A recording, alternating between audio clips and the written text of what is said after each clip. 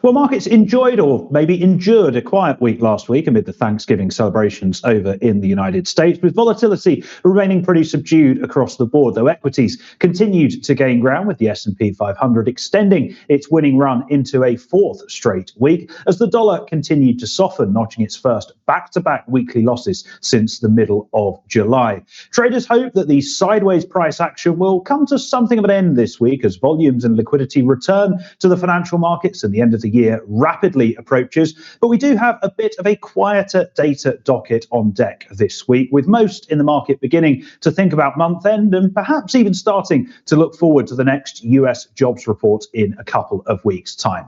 Nevertheless, plenty to discuss on the Trade-off UK this week, so without further ado, let's get into the show.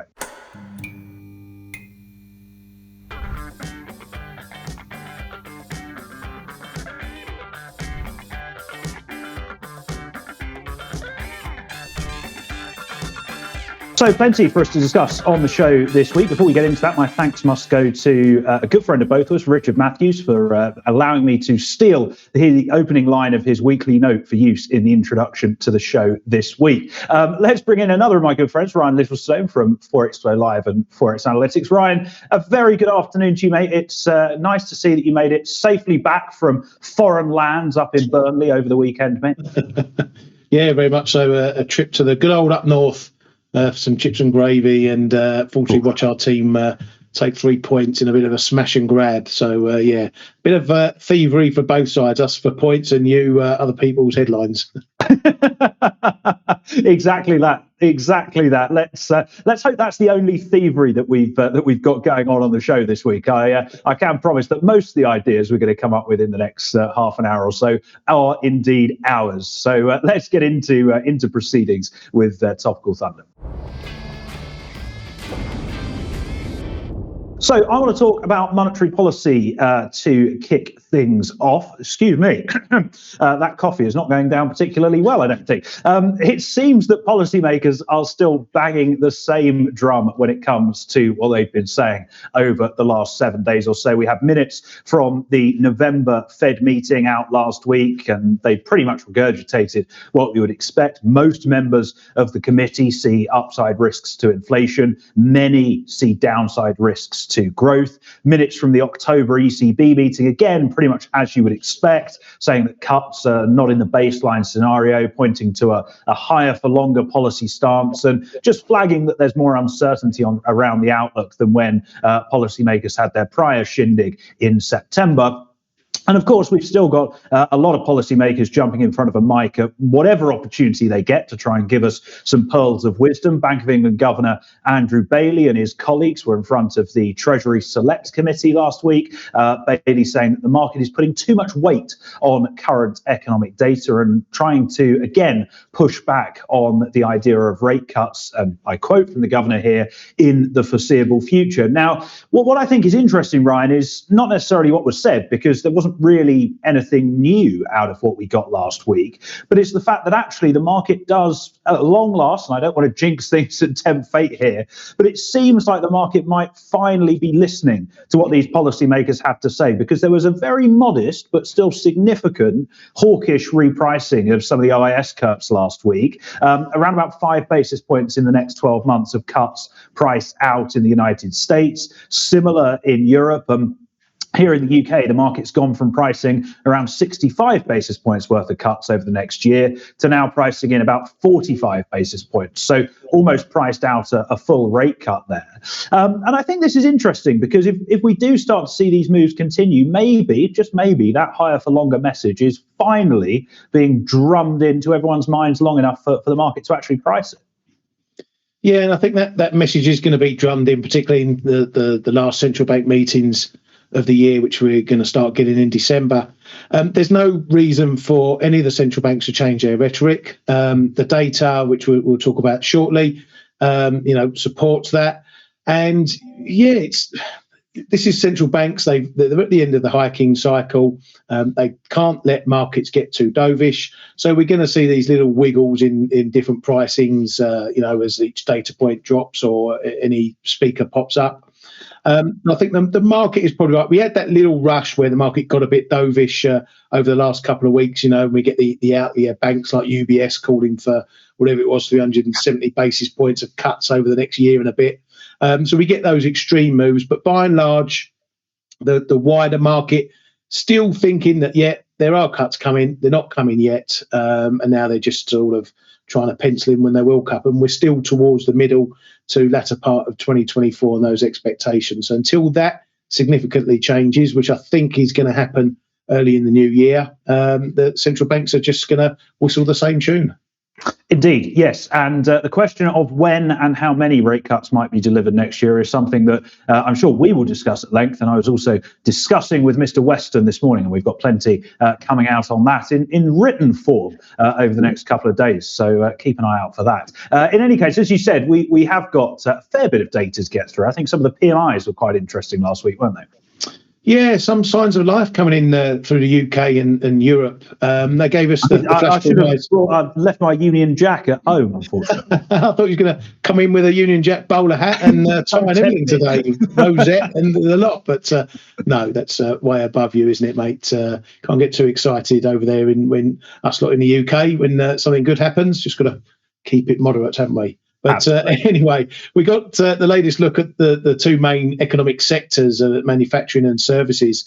In Europe, France went backwards in both numbers, services and manufacturing. Germany and others saw what you could call small wins as the recent slides further into contraction seems to have stopped for now. Many of the PMIs told the same story of continued underlying weakness and, more worryingly for central banks, a pickup in some of the inflationary components. The UK came out top of the bunch with services moving tepidly back into expansion, was expected to stay in contraction. Elsewhere, Australia PMIs, they both fell further into contraction. Japan saw a loss of manufacturing and a gain in services, as did the flash number from the US as well. And then looking at some of the other data in the US, housing continues to show a mixed picture. We had a couple of weeks ago those good starts and permit numbers. That was softened by a pretty poor existing home sales data. Durable goods, that reversed all the good work it did the prior month. 1 year inflation expectations jumped again in the final numbers for the Michigan. So overall, there's no real change to the current economic scenario of looking weak but not collapsing. And signs of inflation remaining sticky. And to put all that into a central bank context, again, there's no need for any of them to rush to the dovish side, and also more evidence that further hikes are being pushed further off the table. Lastly, on the shopping front, which we mentioned last week, we had the online Thanksgiving sales numbers coming in up 5.5% year on year. Black Friday up 7.5% year on year. These were the Adobe numbers. Salesforce as well, out with their own numbers.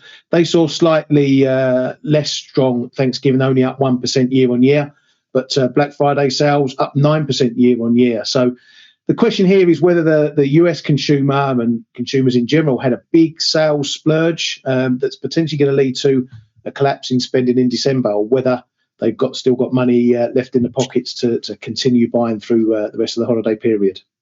Yeah, absolutely. There's a joke in there somewhere about France going into retreat, but if we make it, I think we might be banished from YouTube forever. So we best steer clear of that one. I totally agree with you. I think the data we got last week more served to reinforce what we already knew rather than telling us any fresh information. And as much as we would love to delight in that upside surprise in the PMIs that we got out of the UK, I do find it a little bit hard to believe, given that it seems to be at odds with all of the other bits of data that we're getting coming out. Consumer business confidence, even some of the official data from the ONS, like retail sales, they are, falling at a pretty rapid pace at this point. So until we get other surveys to reinforce that, I think the PMI may be considered a little bit of an outlier. But yeah, absolutely. I mean, the figures that we're getting aren't incredible, but I think they're probably good enough. And it just shows that, as always we've been talking about for the entire year now, the economy in developed markets are just sort of muddling on through. And all the time that everyone is muddling through, there is going to be absolutely no desire among central banks, particularly with inflation still a couple of percent above target, and even more so here in the UK, of course. There's going to be no desire to start throwing the possibility of rate cuts into the discussion. No, exactly that. And, we've spoken about it before, spoken about it all year, how we expected growth to sort of just bump along the floor, without really collapsing.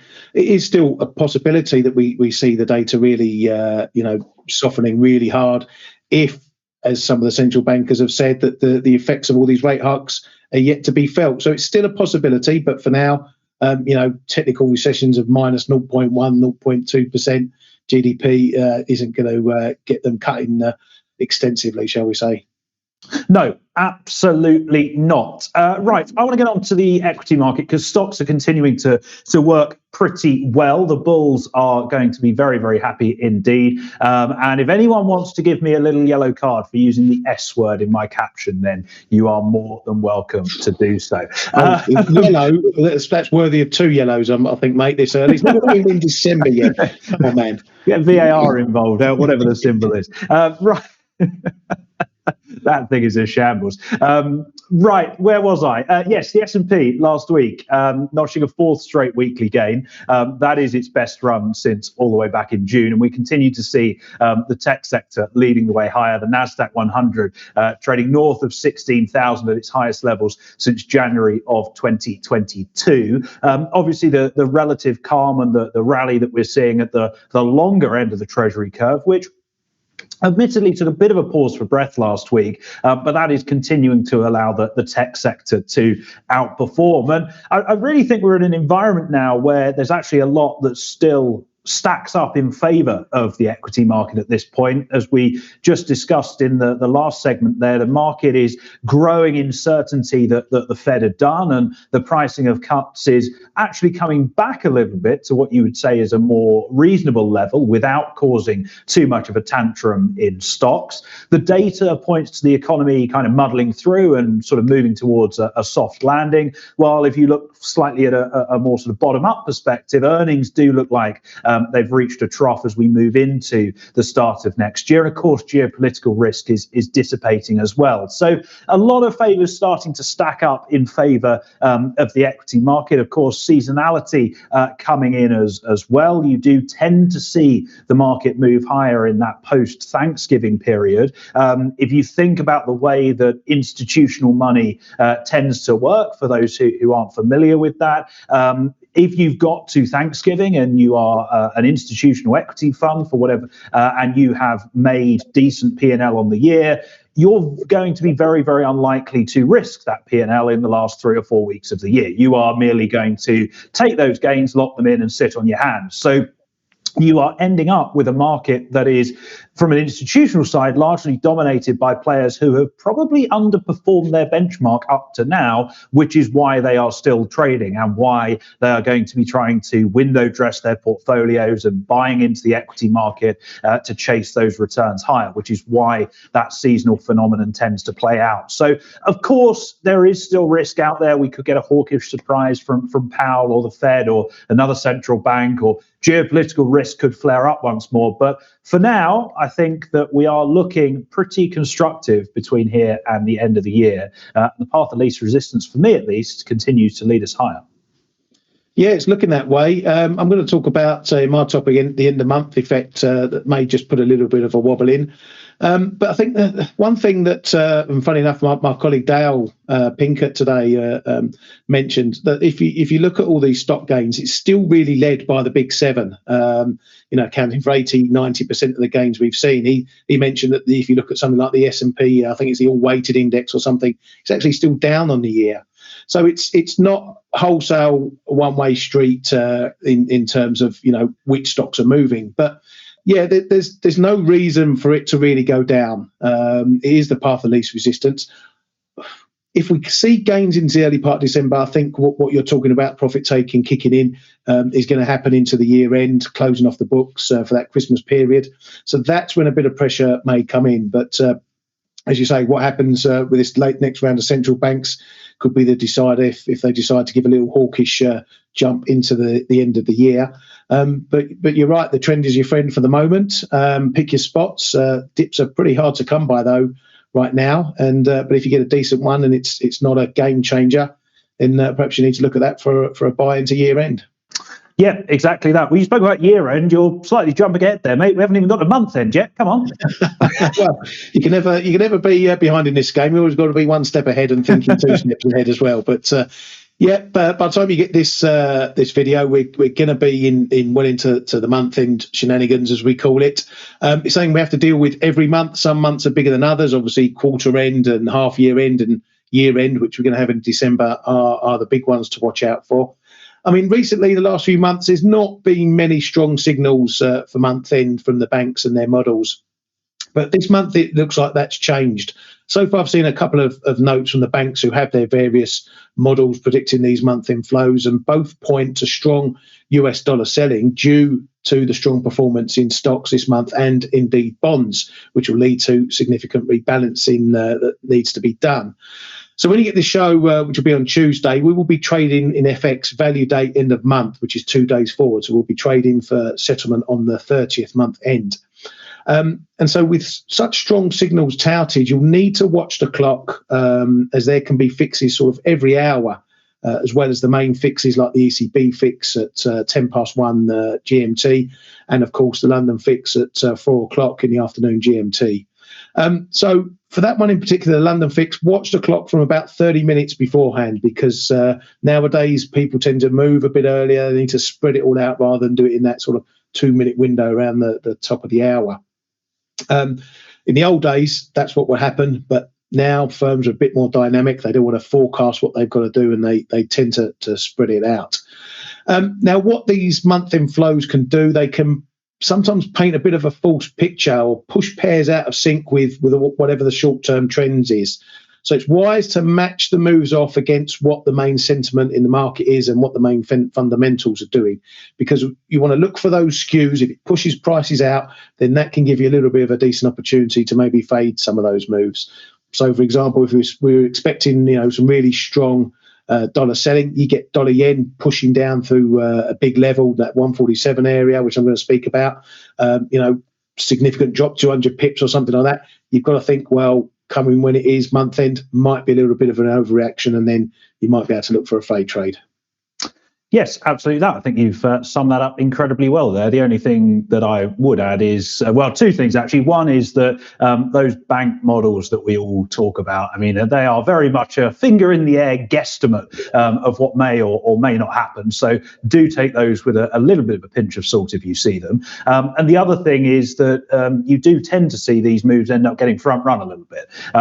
So if everyone is expecting a massive wave of dollar selling for whatever reason, then you probably find that the market is positioned for that, or those who do have the requirement to do that are getting that done before the actual corporate month-end date, which, as you said, will be tomorrow for spot FX. So, besides that, I think you pretty much covered everything there is to need to know about that. Yeah, thanks, mate. And you're right about if the market's expecting them front running, you could see the opposite reaction. So if everyone's expecting the dollar to sell off and you see it gain, again, that might be something to look at, because we know the dollar largely is a bit bearish at the moment. So any real big strength there might be, again, a fading opportunity. Yes, exactly that. And the same rule as always applies. Mark up your levels on your chart, wait for the market to come to you, and then react as appropriate. And as if by magic, that is exactly what we're going to do now in that setup.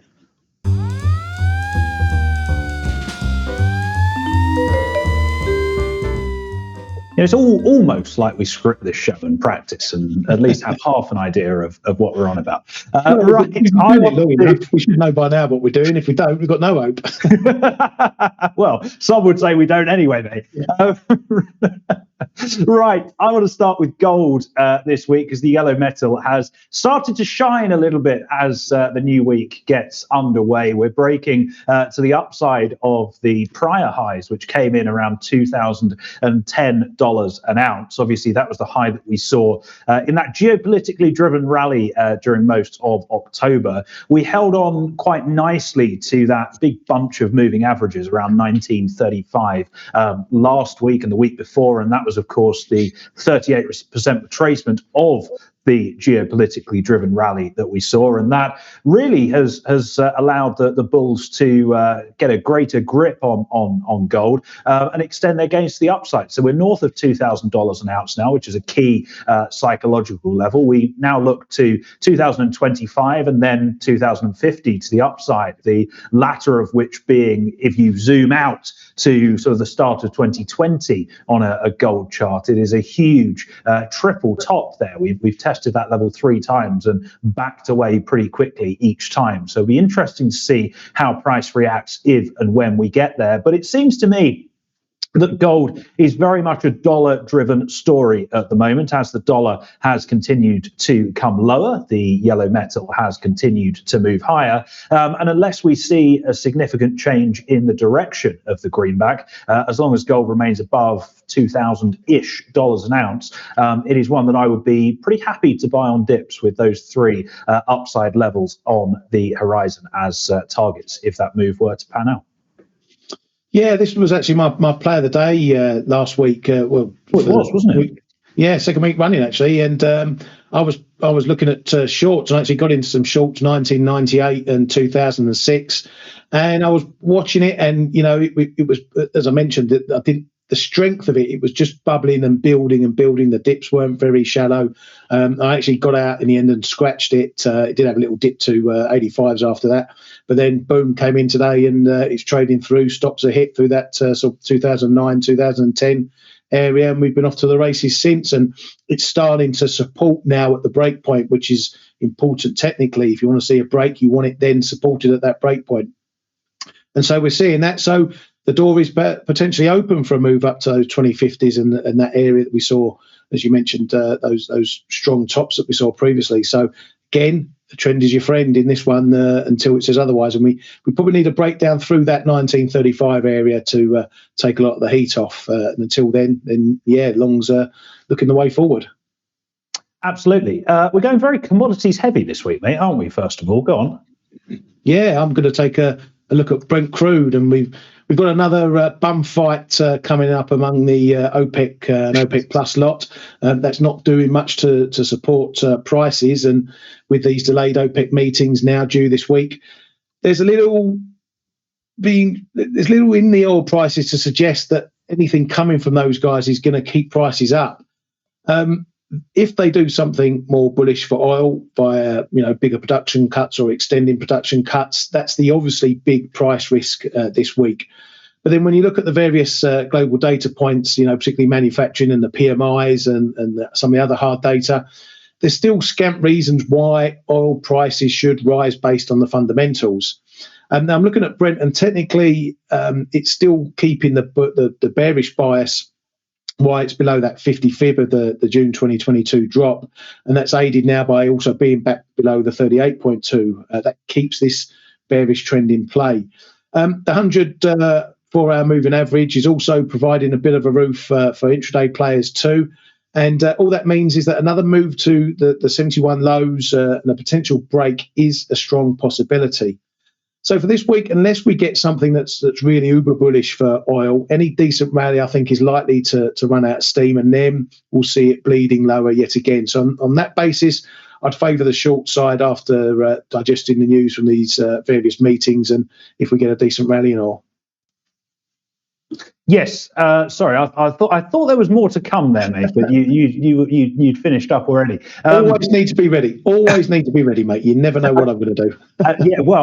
Clearly I wasn't. I think OPEC's become a bit of a shambles at this point, hasn't it? I mean, if you can't even agree the date that you're going to have your meeting, and it's not even in-person meeting, it's a Zoom call for God's sake, then what hope have you got of agreeing anything in terms of deeper output cuts? And I think you're absolutely spot on, unless we do get a significant deepening of those output cuts, then the market is going to keep plodding lower, I would expect. There's certainly nothing on the manufacturing side of the data that we're getting coming in that is screaming bullish for crude. And of course, geopolitical risk premium continues to dissipate as well. So I'm actually with you on this one. I would be more than happy to ride this lower.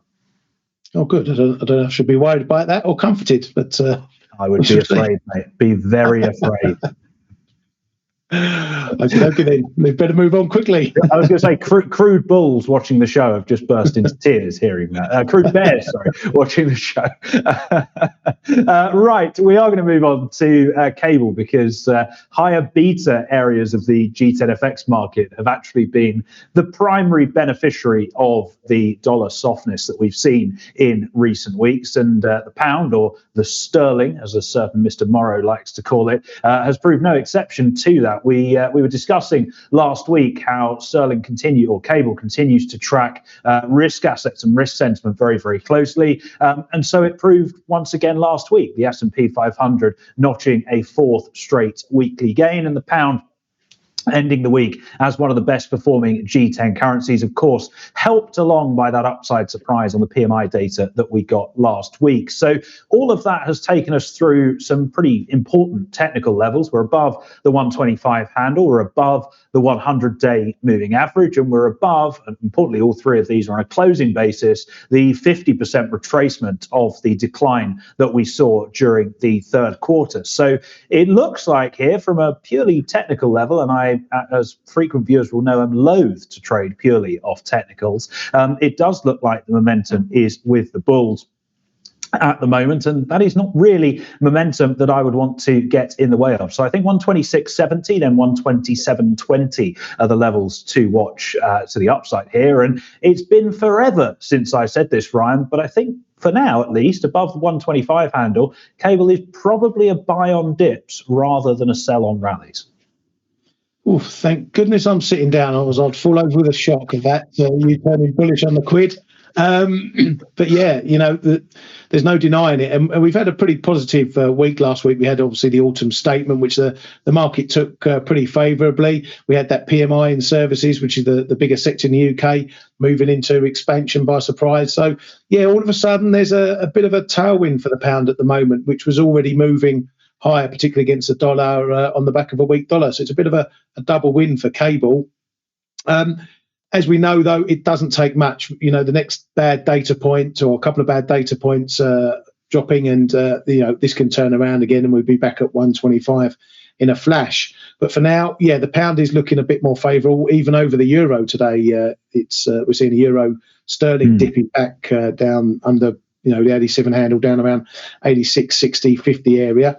So yeah, there's definitely a wind with a quid. There is a strong level up of that 126.70, 127s. So these are the sorts of areas now where it puts the trend to the test. If we're going to really turn around that drop from the 130s, these are the levels it's got to take out. And if we start to run into a bit of trouble there, then maybe that's when we start to talk about a potential top forming. But yeah, look for the dips on this one. And, I've repeated it a couple of times already, the trend is your friend until it's not. So yeah, long side is the more favourable side for now.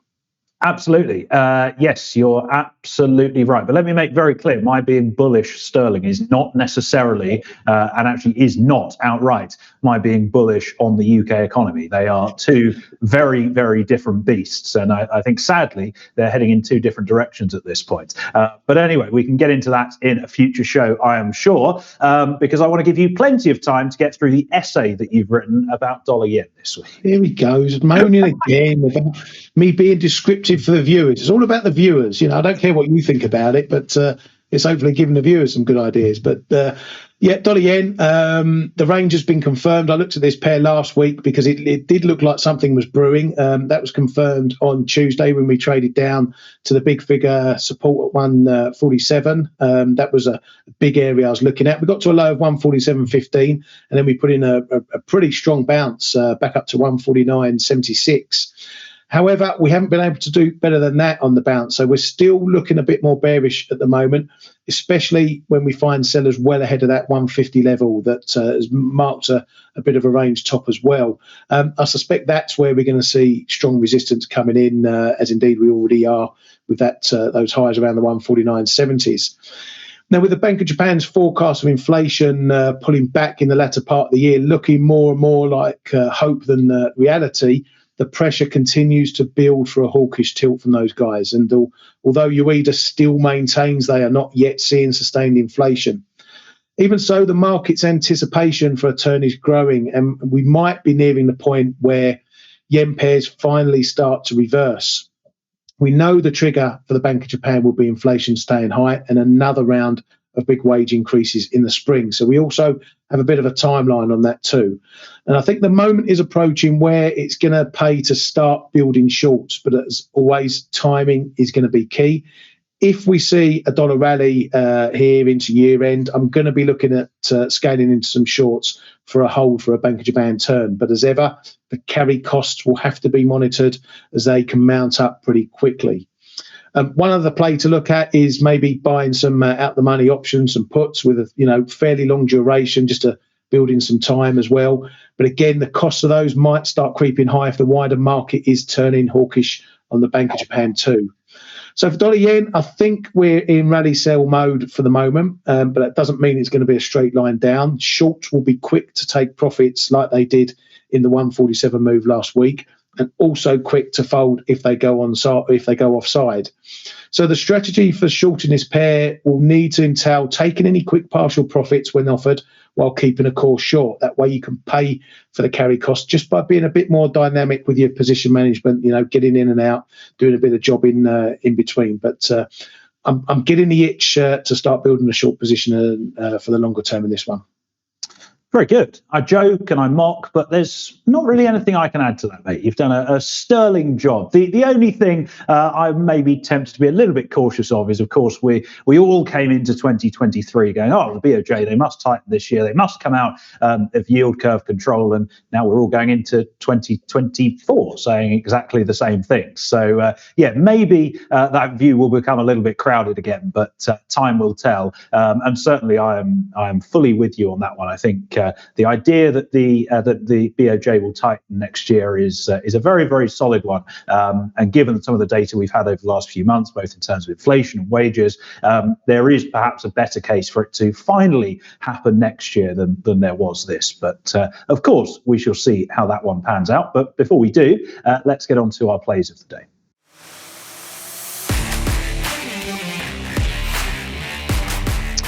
Right, so while Ryan drinks his cup of tea there, I'm going to talk.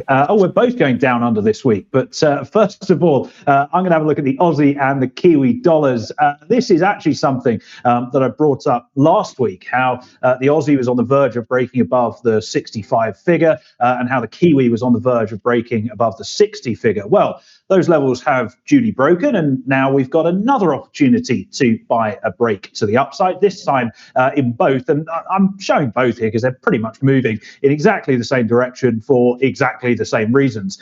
This time we've got an attempt to buy a break above the 200-day moving average, which we're pretty much trading at or very, very slightly above in both. But of course, we're looking for this to break on a closing basis rather than on an intraday basis. Intraday, if it breaks and then comes back down below, that could imply a bit of a near-term top is in. But if we do get above on a closing basis, I think we could start to see a fairly nice little run to the upside in both, maybe up towards the double tops that we put in a little bit earlier on in the year, 69 figure in the Aussie dollar and around the 64 figure in the Kiwi dollar. There's a lot working in favour of both. Risk continuing to rally well and the dollar softening broadly. It would be nice if China got involved and sentiment there improved to give both a bit of a boost higher. But for now, if we do get that break above these magical yellow lines on the chart, I would be looking to buy into that break with a stop just below the big figure levels that we broke last week. Ryan, what are you looking at, my friend? Yeah, I'm looking at Aussie yen, and I'm sort of going against you, a little bit of an opposing play to you. Again, yeah, I've got to do it, haven't I? I've got to do it. Well, I'm sort of. I'll explain. There's an old saying in markets that a level is a level until it's not. So I'm applying that theory to this one. Aussie yen is looking fairly strong, as you mentioned. Aussie dollar is in general. We're up against a pretty strong top around the sort of 98, 65, 70 area. And so with my twin view on the yen in general, maybe turning a bit more positive, there's a reason that this might be held back somewhat, even if Aussie dollar gains elsewhere. So I'm going to look at small short up into these highs to test the proven level. However, I won't ignore the strength that we're seeing in the Aussie dollar. So I would look to flip long on a break through something like 98, 70, 80, and indeed even go with a bigger trade size in the break long than I have in the short. Now, a more conservative approach, as you mentioned with break trading, on a long would be to let the level break and then try trading a retest and hold of the break point. So, yeah, I'm looking at shorts, but I'm going to be keen to flip it to a long if the break happens. Good stuff. As nimble as ever, mate. Right, well, that does bring us to the end of another show. Thank you very much, as always, to Ryan Littlestone from Forex Flow Live and Forex Analytics for joining me. Thank you also to our producer, Kyriakos, as well, for bringing this together as well as he always does. If you've enjoyed the show, drop a like on the video. Leave a comment as well. Let us know your thoughts on the markets and if there's anything you would like us to look at in next week's show. And that is when we will be back with another episode of The Trade-Off. So thank you very much indeed for watching, and goodbye for now.